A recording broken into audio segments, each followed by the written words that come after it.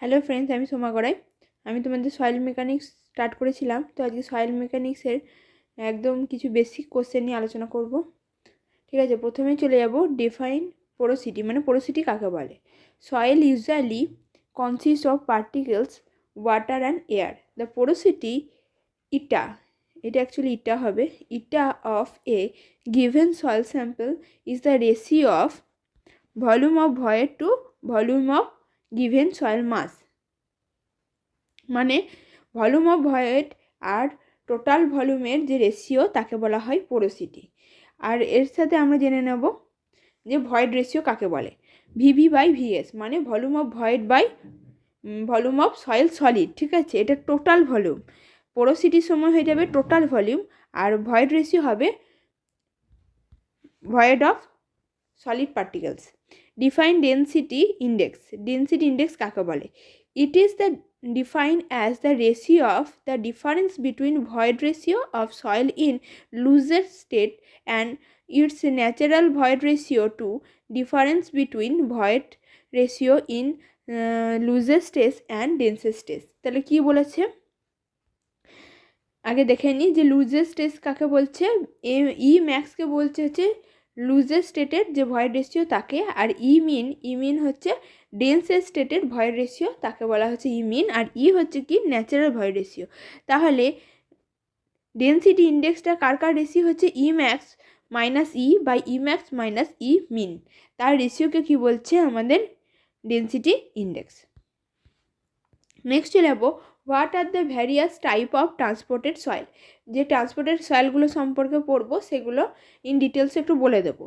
এওলাইন soil deposit হচ্ছে আমাদের যে এয়ারের ফলে, মানে যাকে বলা হয় বায়ুবাহিত সয়েল যাকে বলা হয় তাকে বলছে এওলাইন soil.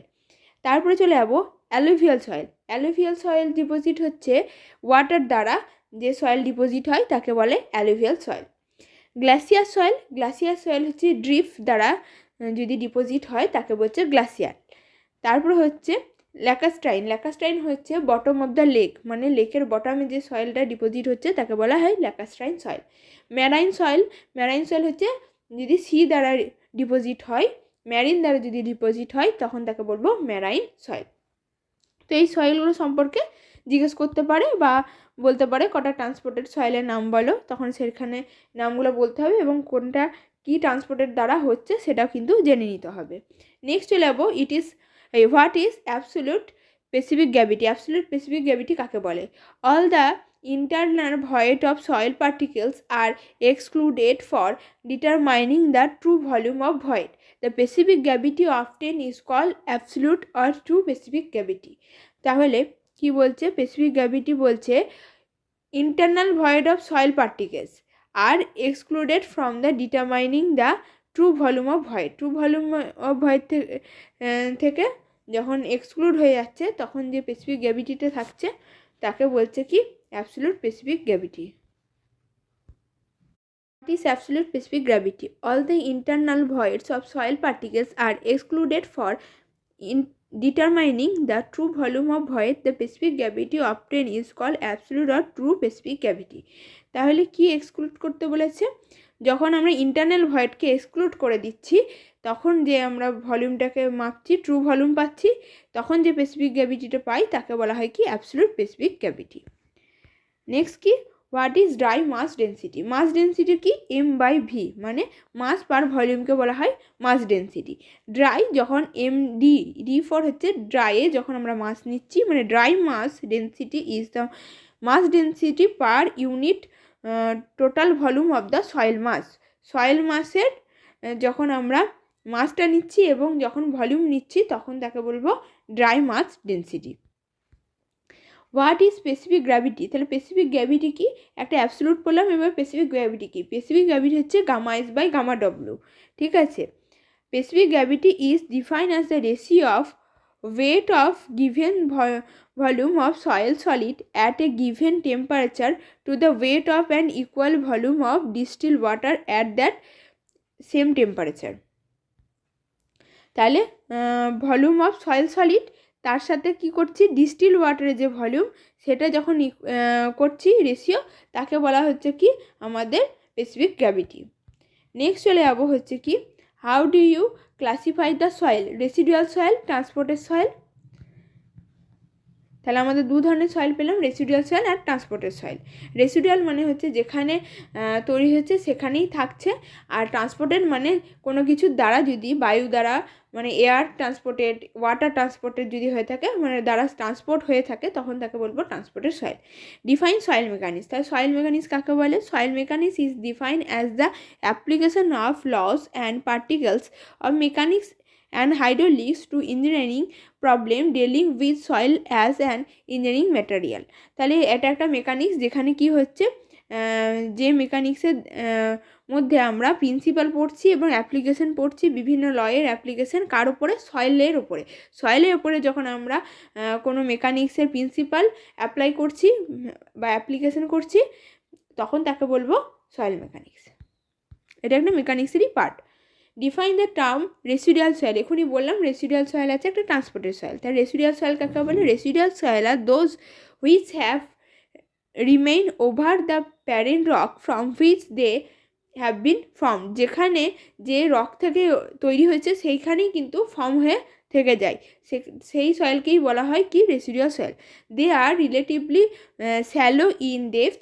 They are characteristic by a granular transition from soil through partially weather rocks fracture and features to the bedrock।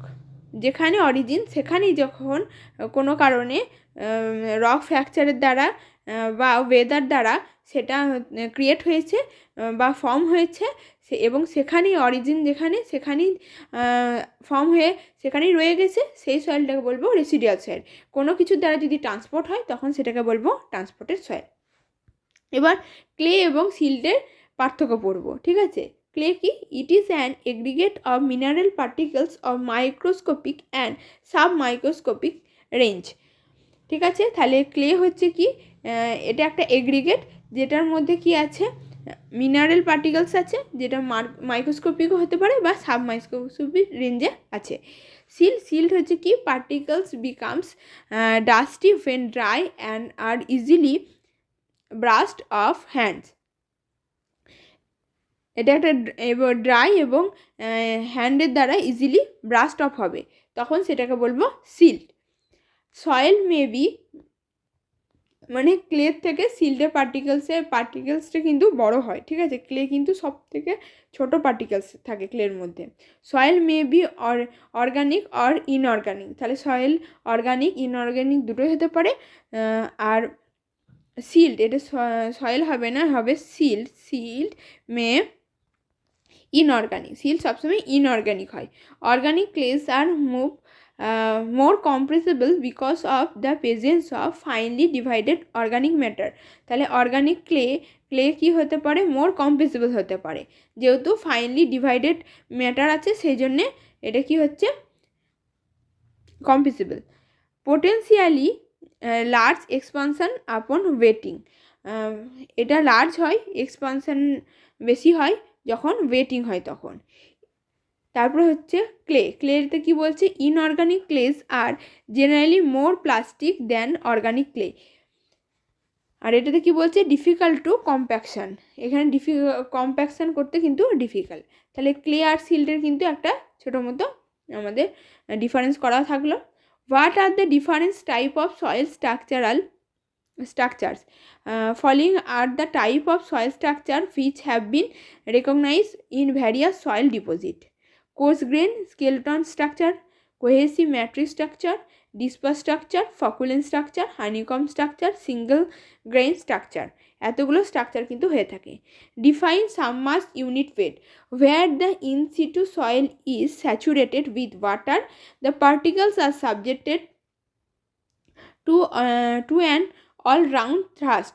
The submerged unit weight is given by difference in unit weight of a saturated soil and unit weight of water.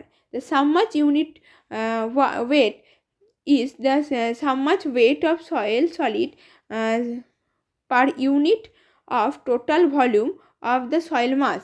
It is also called Bowen unit weight. তাহলে আমাদের কি বলছে, submerge unit wait কাকে বলছে? Submerge হচ্ছে unit ওয়েটকে আমরা gamma dash দিয়ে denote করি। গামা ড্যাশ ইকুয়াল টু হচ্ছে গামা স্যাট মাইনাস গামা ডব্লিউ, মানে স্যাচুরেটেড ইউনিট ওয়েট থেকে আমাদের গামা ডব্লিউটাকে মাইনাস করলে আমরা পেয়ে যাবো কি, সাবমার্জ ইউনিট ওয়েট, যাকে বলা হচ্ছে কি W by V. W by V বলতে এখানে submerge weight by submerge volume, ঠিক আছে। তো আমরা কিভাবে বুঝবো কোনো পার্টিকেল সাবমার্জ? তো আমরা যদি এক মুঠো সয়েল স্যাম্পেল নিয়ে যদি আমরা এক বালতি জলের মধ্যে দিয়ে দিই, তখন যে সয়েল স্যাম্পেলটা যে পজিশনে থাকবে বা যতটা পরিমাণে জল শোষণ করবে এবং এক্সট্রা যে জলটা থেকে যাবে সেই অবস্থাকে বলা হচ্ছে সাবমার্জ, ঠিক আছে। স্যাচুরেটেড মানে হচ্ছে সয়েল পার্টিকেলের মধ্যে পুরোপুরি ভয়েডগুলোতে ওয়াটার কিন্তু প্রেজেন্ট হয়ে গেছে, ঠিক আছে, মানে কোনোভাবেই ভয়েড থাকবে না, পুরোপুরি সেটা স্যাচুরেটেড অর্থাৎ ওয়াটার দ্বারা পরিপূর্ণ হয়ে গেছে। সাবমার্জ হচ্ছে কি ওয়াটার তো পরিপূর্ণই হবে প্লাস এক্সট্রা ওয়াটার সেখানে প্রেজেন্ট থাকবে, মানে এক মুঠো যদি আমরা সয়েল স্যাম্পল নিয়ে যদি এক বালতি জলের মধ্যে দিই তাহলে সেটা তো স্যাচুরেটেড হবে, এক্সট্রা জলও তার মধ্যে প্রেজেন্ট থাকবে, সেই অবস্থাকে বলছে সাবমার্জড। সেই অবস্থায় আমরা যখন ইউনিট ওয়েট বার করছি তাকে বলছে submerge unit weight. Define state of the consistency, তাহলে কনসিস্টেন্সি কাকে বলে? The term consistency refer to the relative ease with which a soil mass can be deform and is use to describe the degree of firmness of fine grained soil for which consistency relates to a large extent to water content. এরপরে চলে যাবো what is degree of saturation. Degree of saturation কাকে বলা হয়? VW by VV. VW মানে volume of water by volume of void, তাকে বলা হচ্ছে degree of saturation. In a given volume of void of a sample, some space is occupied by water and the rest by air. In a fully saturated sample, the void get completely filled with water. The degree of saturation S is defined as the ratio of volume of water present in a given soil mass to total volume of void in it. মানে কি বলছে, যখন আমরা কোনো soil sample নিই তার মধ্যে কিছুটা পরিমাণে ওয়াটার প্রেজেন্ট থাকে এবং এয়ার প্রেজেন্ট থাকে, কিন্তু যখন ফুললি স্যাচুরেটেড সয়েল হয়ে যায় তখন সেটার মধ্যে কিন্তু কোনোভাবেই ভয়েড থাকে না, অনলি ওয়াটার প্রেজেন্ট থাকে। তো সেই অবস্থায় আমাদের ডিগ্রি অফ স্যাচুরেশন সেই জন্য 1 হয়ে যায়, মানে volume of water by volume of void কিন্তু আমাদের সেম হয়ে যাচ্ছে, কারণ ভয়েড সেখানে প্রেজেন্ট থাকছে না, গোটাটাতেই থাকছে কি ওয়াটার, তার জন্য এস সমান 1 হয়ে যায়। কখন না স্যাচুরেটেড সয়েলের ক্ষেত্রে। এরপরে ডিগ্রি অফ স্যাচুরেশন সম্পর্কে আর একটু লেখা আছে। The degree of saturation is usually express as a percentage and is also known as present saturation.